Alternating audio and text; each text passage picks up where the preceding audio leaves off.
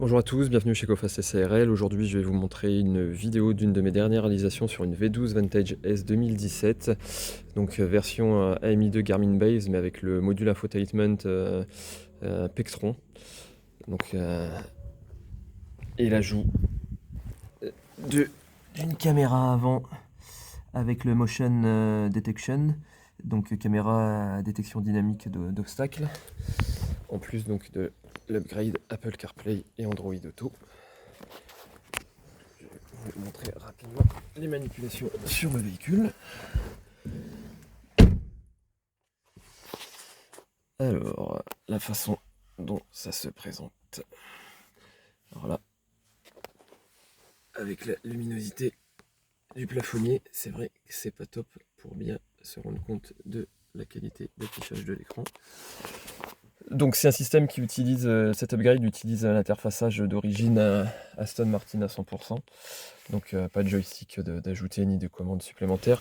Le seul ajout qu'il y a, c'est une prise USB dédiée au niveau de la coudoir centrale pour y raccorder en filaire le téléphone, sachant que le kit fonctionne en wireless, tant pour l'Apple CarPlay que pour l'Android Auto. On conserve bien évidemment le GPS d'origine. Le basculement se fait tout simplement, alors au niveau de la source sonore, en fait, il suffit simplement d'être sur la source audio auxiliaire in, donc l'entrée auxiliaire. Hop, et là, donc on sélectionne l'entrée auxiliaire. Ensuite, on se rend sur la navigation. Et une fois qu'on est sur la navigation, on appuie quelques secondes et on arrive sur la vue du CarPlay et on utilise le joystick d'origine pour venir par là. Je suis désolé, la mise au point lorsqu'il fait sombre, c'est vraiment pas top. J'ai mon téléphone qui a du mal à ajuster la luminosité, mais bon, là c'est juste pour vous montrer que les couleurs sur l'écran, elles sont vraiment fidèles à ce que l'on est en droit d'attendre. Basculement sur la caméra avant multi-angle en réappuyant sur la caméra avant avec le motion detection en appuyant sur la touche back également. Je suis désolé, je suis obligé de rapprocher également. En fait, donc la caméra détecte soit la présence de véhicules de façon dynamique en fait, avec le symbole voiture. Lorsque c'est une forme humaine qui passe, en fait, le petit pictogramme voiture est remplacé par un petit pictogramme piéton, et forcément la cible se déplace en fonction de ce qui se déplace devant la caméra. Et il y a également pour les véhicules qui ne disposent pas des parcs distance control avant, il y a également un petit module sonore qui est associé à cette caméra là et qui bip. Là je l'ai désactivé, mais on peut le réactiver et qui bip en fonction de l'approche de l'obstacle qui est détecté. Je vais démarrer la voiture pour vous montrer que bien évidemment la caméra de recul d'origine est préservée. Hop, et là.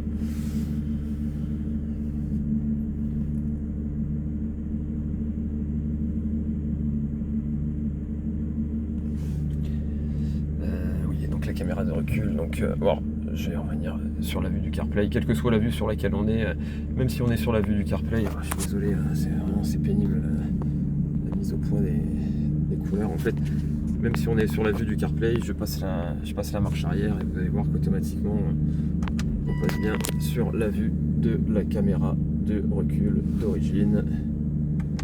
Et je repasse en neutre et on va revenir au bout de la temporisation Aston Martin sur la vue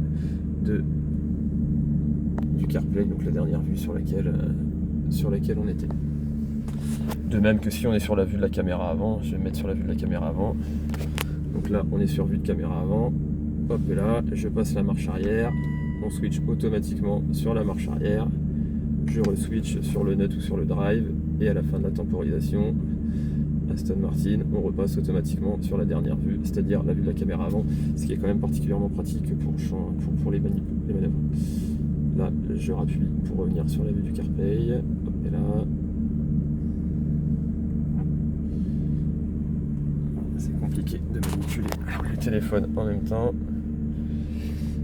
Hop, et là.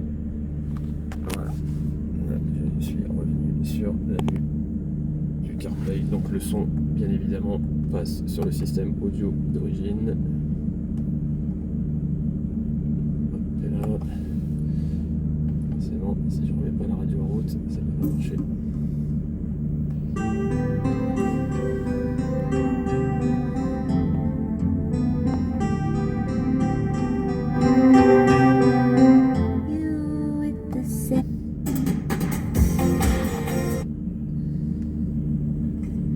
Donc là je fais toutes les manips à partir du joystick.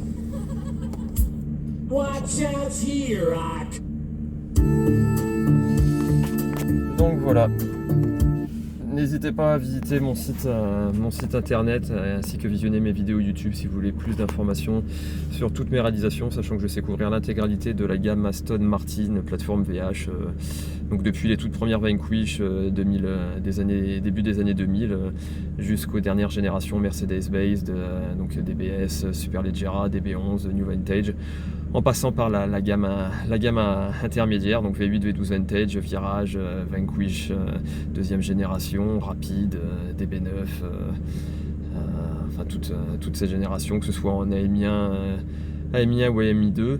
Donc AMI1 Volvo based, AMI1 Garmin based. Donc sur les Volvo based, les AMI1 Volvo based, je sais également interfacer la partie sonore sur les réseaux fibre optique du bus Most. Donc voilà, et bien évidemment je sais interfacer les caméras avant, donc ça peut être également une caméra avant multi-angle et caméra de recul pour les véhicules qui n'en sont pas équipés. Voilà, je reste à votre disposition si besoin, merci.